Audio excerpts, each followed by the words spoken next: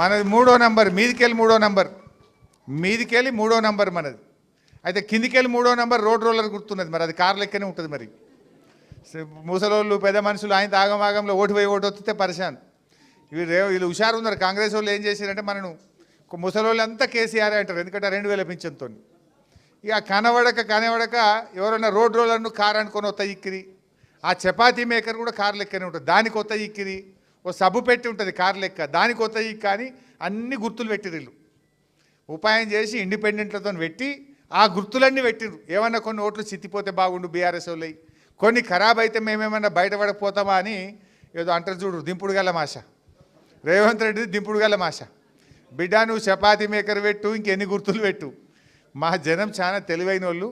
మనది మీదికెళ్ళి 3వ number, Maganti Sunitha photo ఉంటుంది, ఆమె పేరు ఉంటుంది, కారు గుర్తు ఉంటుంది.